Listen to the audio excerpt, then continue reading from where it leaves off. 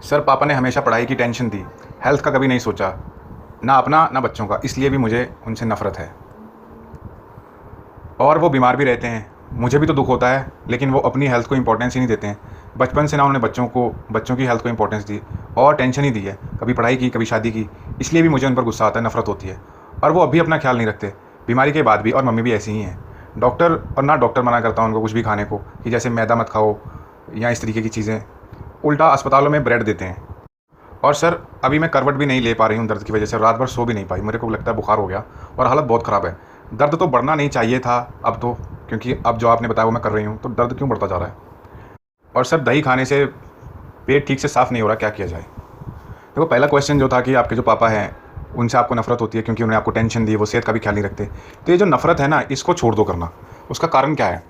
उसका कारण ये है कि नफ़रत करने से ना तो आपका कुछ फ़ायदा होना है, ना ही आपके पेरेंट्स का फ़ायदा होना है। नफ़रत अंदर ही अंदर से व्यक्ति को खोखला कर देती है। और नफ़रत करना एक तरीके की मूर्खता से ज़्यादा और कुछ नहीं है, क्योंकि कोई भी व्यक्ति अगर कुछ भी करता है तो वो तभी करता है जब वो उसको सही समझता है।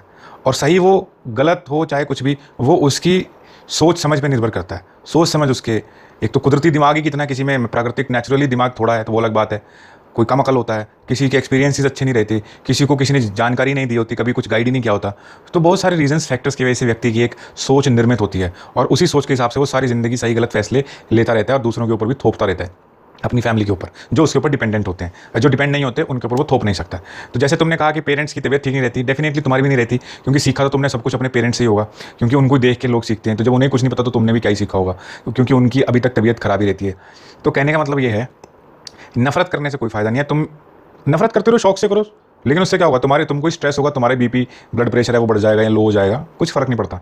सही मतलब समझदारी इसमें है कि जब आप दूसरे को समझ जाते हो तो फिर नफरत अपने आप ही खत्म हो जाती है। नफरत ही तब तक रहती है जब तक आप दूसरे को ना तो समझते हो या समझ नहीं पाते या समझने की कोशिश नहीं करते।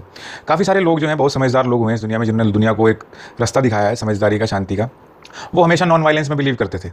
दूसरे को नफरत करना भी एक तरीके की वायलेंस ही है, और वायलेंस जब आप किसी के प्रति करते हो तो वो खुद को भी नुकसान करती है। सबसे आसान तरीका आप ये चीज़ समझो, किसी के बारे में नफरत खत्म करने का तरीका है वो यही है कि आप ये समझो कि अगर दूसरे को पता होता सही क्या है गलत क्या है, तो क्या वो गलत रास्ता चुनते? वो कभी नहीं चुनते, वो सही रास्ता चुनते। तो अगर कोई जैसे अपराधी भी है, अगर वो अपराध भी करता है तो उसको भी नफरत नहीं करनी चाहिए, क्योंकि उसको, अपराधी को लगता है कि वो जो कर रहा है वो सही कर रहा है। लेकिन अगर उसको रियलाइजेशन हो जाए कि वो जो कर रहा है गलत कर रहा है, तो क्या उसके बाद वो कर पाएगा? अब तुम्हें थोड़ा बहुत रियलाइजेशन हो रहा है कि जो तुम कर रही थी गलत कर रही थी, या तुम्हारा लाइफस्टाइल गलत था, तो अब तुमने इंप्रूव करना शुरू कर दिया।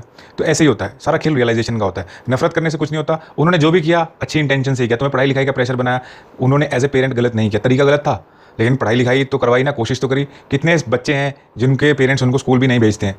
ऐसा नहीं कि भेजना नहीं चाहते, पैसे नहीं होते हैं।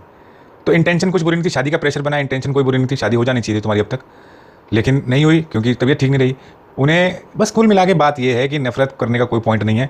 उन्हें जो ठीक लगा, उन्होंने अच्छी भावना से वो किया।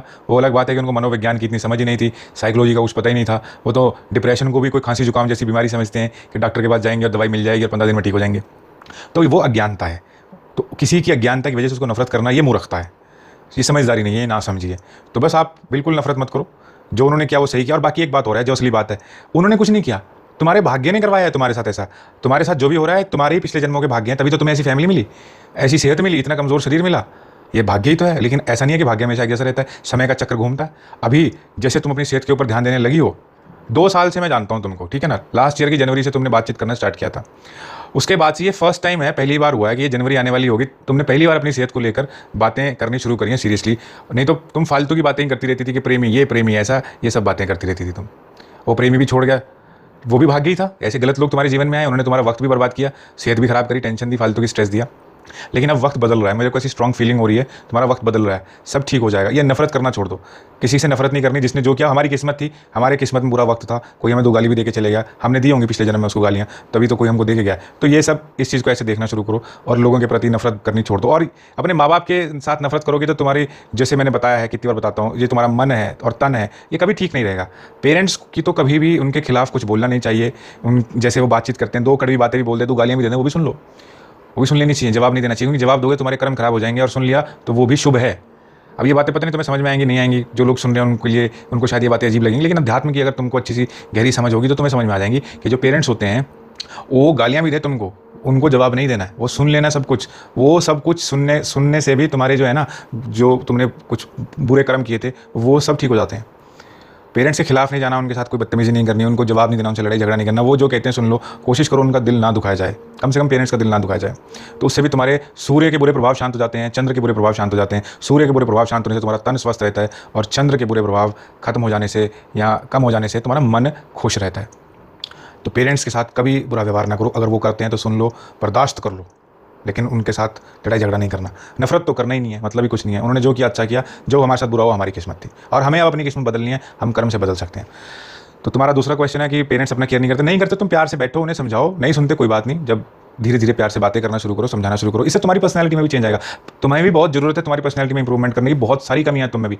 तुम्हें कमियों की कोई कमी नहीं है, ठीक है ना। तुम्हें अगर तुम रियलाइजेशन करोगे तो दूसरों को समझाते समझाते तुम्हें खुद भी काफ़ी चीज़ें समझ में आ जाएंगी, और जितना जल्दी से जल्दी इंप्रूवमेंट करोगे उतना तुम्हारी ज़िंदगी में शांति और लाइफ आसान हो जाएगी। फिर तुमने एक और क्वेश्चन किया था कि पढ़ाई का स्ट्रेस और ये सब। कोई नहीं, सेहत ठीक कर लो, शादी पढ़ाई ये सब अपने टाइम पे हो जाएंगी, कोई दिक्कत नहीं। पढ़ाई की तो एज निकल गई, वैसे अब तुमने क्या ही पढ़ना है, तो कोई ऐसी दिक्कत नहीं है। फिर तुमने कहा कि अब मैं सब कुछ सही से कर रही हूँ, फिर दर्द क्यों हो रहा है। तुम्हें सही से करते हो टाइम ही कितना हुआ, ये सब 3-4 महीने के बाद रिजल्ट दिखाई देगा तुमको। मैंने तुम्हें कोई दवाई तो बताई नहीं कि दवाई खाओगे तुरंत ठीक हो जाओगे। ये सब नेचुरल तरीके हैं, इनका असर होते करते भी 2-3 महीने लग जाते हैं, लेकिन 2-3 महीने के बाद वो जो असर होगा वो असली होगा। अभी तो तुम्हारा पेट एक बार ठीक हो जाए, खाना पीना पचना शुरू हो जाए, ताकत सब कुछ आ जाएगी तुम्हारे में। इम्यूनिटी तो है ही नहीं तुम्हारे शरीर में, जरा सी ठंड लग जाए तो बुखार हो जाता है, शरीर तो तुम्हारा दुखी रहा है। तो ये जो चीज़ें मैंने बताई हैं, थोड़ी थोड़ी मात्रा में चीज़ों को लेना शुरू करो, उससे ठीक हो जाएगा।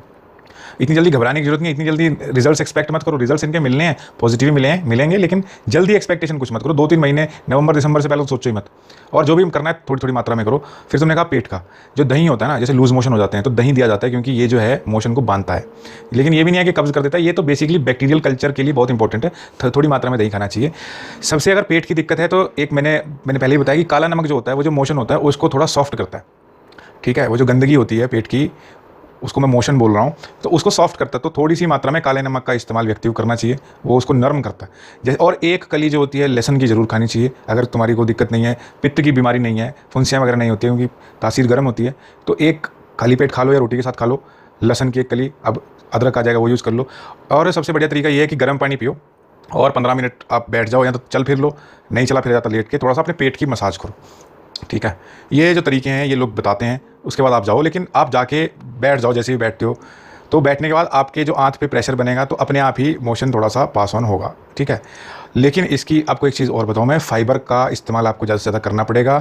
घबराने की ज़रूरत है नहीं, थोड़ी सी मात्रा में अजवाइन का आपको यूज़ करना पड़ेगा। बाकी कुछ वीडियोस खुद भी देख लिया करो कि कब्ज़ को कैसे दूर करें, और बहुत सारे लोगों ने बहुत सारी वीडियोज़ बनाई हैं। जो भी चीज़ें तुम्हें समझ में आती है वो थोड़ा थोड़ा करा करो, करना थोड़ी मात्रा में ही है। और मैं इंपॉर्टेंट चीज़ बताऊँगा तुमको, वो बताइए कितनी बार, जब तक तुम प्राणायाम करना शुरू नहीं करोगी, ये जितनी भी चीज़ें हैं इनका प्रॉपर केमिकल रेगुलेशन नहीं होगा। चल फिर तुम अगर सकती तो मैं तुमको चलने फिरने के लिए कहता, लेकिन अगर तुम ये कहो कि सर मैं सब कुछ कर रही हूँ लेकिन प्राणायाम नहीं कर रही, खासतौर पर कपालभाति, तो तुम ये समझ लो कि 25% ही कर रही हो, क्योंकि 75% तो इस कपालभाति और अनुलोम विलोम ने ही काम करना होता है। क्योंकि इससे क्या होता है, ये जो पिट्यूटरी ग्लैंड होती है, जो कि सारे केमिकल्स का रेगुलेशन करती है, वो एक्टिव होती है। और वो एक्टिव होती है तो तभी सही से सारे जो केमिकल्स हैं वो रिलीज़ होते हैं, डाइजेशन का सिस्टम ठीक से चलता है। अब वो तुमने करना ही नहीं है। अब तुम कुछ भी कह दो, मेरी दिक्कत हो रही है, दर्द हो रहा है, ऐसे नहीं काम चलेगा। करना पड़ेगा, थोड़ा थोड़ा सा शुरुआत करो, 1-1, 2-2 मिनट करो, लेकिन धीरे धीरे तुम्हें फिर अभ्यास होना शुरू हो जाएगा। प्रैक्टिस होने से तुम्हारी आंत जो है वो धीरे धीरे मजबूत होगी। आंत मजबूत होगी, तुम्हारा डाइजेस्टिव सिस्टम मजबूत हो जाएगा, फिर तुम्हारा मोशन ठीक से होना लग गया, जब से इम्यूनिटी अपने आप स्ट्रांग हो जाएगी, शरीर में ताकत आ जाएगी। लेकिन एक्सरसाइज योगा की ब्रीदिंग एक्सरसाइज करनी पड़ेगी, वो तो बिस्तर पे बैठ के या लेट के भी कर सकते हो। और योगा से रिलेटेड वीडियोज़ भी देखा करो, थोड़ा सा कब्ज से रिलेटेड वीडियोज़ देखो, और लिख भी लिया करो कुछ, क्योंकि याद कुछ नहीं रह जाता। याद कुछ नहीं रह जाता जब आप देखते हो, कुछ वक्त रहती हैं फिर दिमाग से निकल जाती हैं। और ये रूटीन में शामिल करनी है, ऐसा नहीं कि एक दिन कर लिया बात खत्म हो गई। चाहे थोड़ा थोड़ा ही करो, सब कुछ रूटीन में अपनी दिनचर्या का इसको हिस्सा बनाना है। और खाने पीने की जो भी चीज़ें बताई हैं मैंने आपको, पानी ज़्यादा से ज़्यादा पीना है, खाली पेट। और एक इंपॉर्टेंट चीज़ है, खाना खाने के बाद आधा घंटा या 1 घंटा पानी नहीं पीना है। खाना खाने के बाद पानी नहीं पीना है, खाना खाने से आधे घंटे पहले पानी पी लो चाहे। और अगर खाना खाते टाइम जैसे कभी कभी गले में अटक जाती है या कोई ऐसी, तो 1-2 घूंट पी सकते हो, चलो पी लिया, आधा गिलास पी लिया, कोई दिक्कत नहीं है। लेकिन कोशिश यही करें कि ना पिए। उसका रीज़न ये है, अगर कोई इमरजेंसी है तब तो पानी पी सकते हो, पी लो। अगर कोई इमरजेंसी नहीं है, खाना खा रहे हो, कोई दिक्कत नहीं है, तो फिर आधा घंटा मत पियो। उसका कारण ये है, अगर कोई इमरजेंसी है, खाना खाते वक्त कोई दिक्कत आ गई, फिर तो पी लेना चाहिए। क्यों मैं कह रहा हूँ नहीं पीना चाहिए, इसका रीज़न ये है कि जब खाना अंदर जाता है तो जो पैनक्रियाज होते हैं, लीवर होते हैं, वो डाइजेस्टिव जूसेस सीक्रेट करते हैं ताकि खाना पच सके।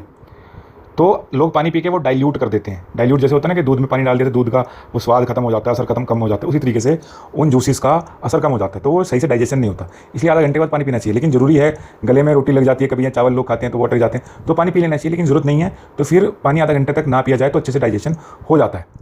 ये कुछ बातों का ख्याल रखोगे, सब ठीक हो जाएगा, घबराने की कोई ज़रूरत नहीं है। कुछ भाग्य भी होता है, किस्मत भी होती है, दशांतर दशा बदलेगी, सब ठीक हो जाएगा, कोई दिक्कत नहीं है ऐसी। Thank you.